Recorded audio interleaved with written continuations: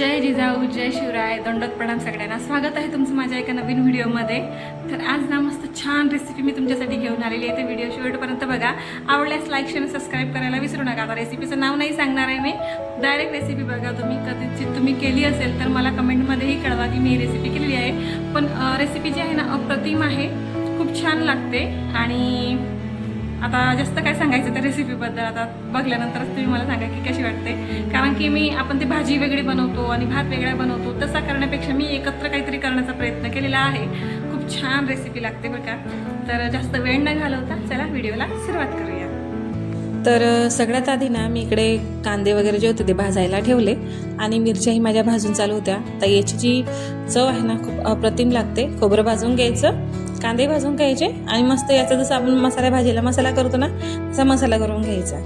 आता इकडे खोबरं बारीक करून घेतलं होतं अगोदर मी, कारण की टमाटर वगैरे जर टाकलं असतं म्हणजे खोबरं व्यवस्थित बारीक झाले नसतं मिक्सरमध्ये, म्हणून नंतर टमाटर वगैरे घातलं. याची पेस्ट मी अगोदर करून घेतली सगळं घालून.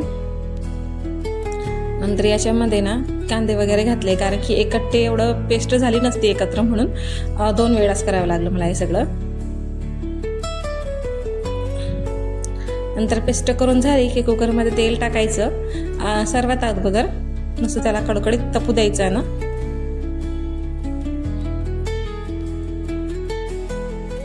नंतर एक तेजपत्ता घालायचा. तेजपत्त्याने खूप छान अशी चव येते बरं का. आणि ही जी रेसिपी आहे ना मला तर खूप आवडते. रोजही दिली तरी मला चालतं. नंतर जिरे मोहरीची फोडणी घालायची. नंतर केलेला जो आपण मसाला होता ना तो घालून द्यायचा, त्याला चांगलं परतू द्यायचं. आणि मेन चव असते ना मसाला होऊ देण्यामध्येच असते. याला 15-1 मिनिटं होऊ द्यायचं चांगलं, कारण की मस्त तेलही सुटतं आणि चवही चांगली येते. नंतर मसाला जर कच्चा राहिला तर त्याची चवही येत नाही. आणि याच्यामध्ये धना पावडर आणि फक्त हळद घातली मी, आणि नंतर गरम मसालाही घातलेला होता.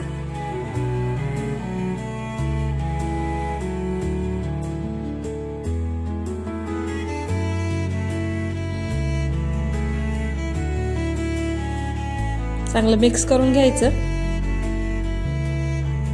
आणि जे आपलं भांडं असतं ना मसाल्याचं त्याला मस्त स्वच्छ धुवून घ्यायचं चांगल्या पाण्याने. तेच पाणी टाकून द्यायचं मसाल्यामध्ये आणि जसं लागेल तसंच पाणी अजून घालायचं.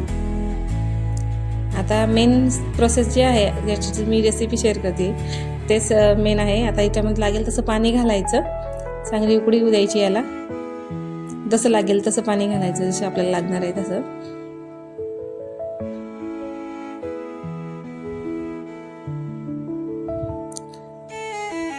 नंतर इकडे मी 2 पाण्याने स्वच्छ धुतलेली मटकी घेतलेली होती, याच्यामध्ये बटाटाही घातलेला आहे.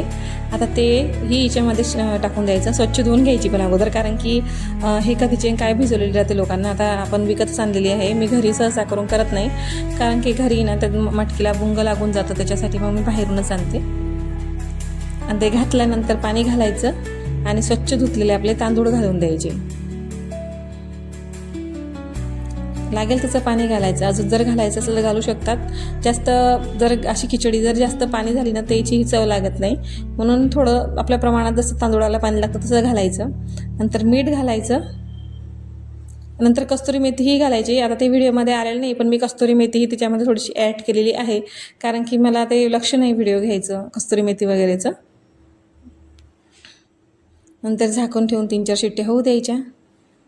आता ते झाल्यानंतर मी अर्ध्या तासानंतर कुकर थोडंसं करायला गेलं तर वाफ अजून होती. नंतर उघडून बघितलं, इकडे मस्त आपला मटकी भात रेडी झालेला होता. आता याची रेसिपी मुद्दाम सांगितली नाही मी, मला खूप आवडते ही. खूप छान आहे. त्याचं नाव मला सांगायला म्हणजे समजत नव्हतं काय सांगावं, म्हणून म्हटलं चला आता डायरेक्ट असं रेसिपीज दाखवूया यांना. तर खूप छान अशी रेसिपी झालेली आहे, मस्त. आता याच्यावरती लागेल तसं तेल घ्यायचं, निंबू, मस्त कोथिंबीर वगैरे वरतून कच्चा कांदा वगैरे टाकल्यानंतर खूप छान लागते.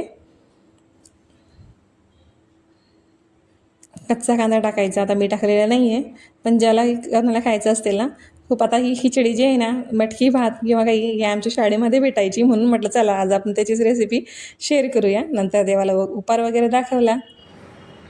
तर कशी वाटली रेसिपी नक्की सांगा.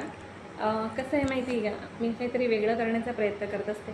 आता आपण जेव्हा रात्रीचा भात पडलेला असतो किंवा मटकीची भाजी पडलेली असते आपण गरम करून खातो ना, तीही खूप छान लागते. चला म्हटलं आज एकत्र शिजवून बघू कशी लागते. तर खरं सांगू का, रेसिपी खूप छान आहे, खूप टेस्टी लागते आणि मुलांनाही खूप आवडते.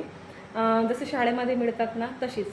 तर म्हणून मी तशी करण्याचा प्रयत्न केला आहे. फक्त त्याच्यामध्ये डाळ वगैरे नाही घातली, बाकी खिचडी टाईपच ती असते. खूप छान लागते.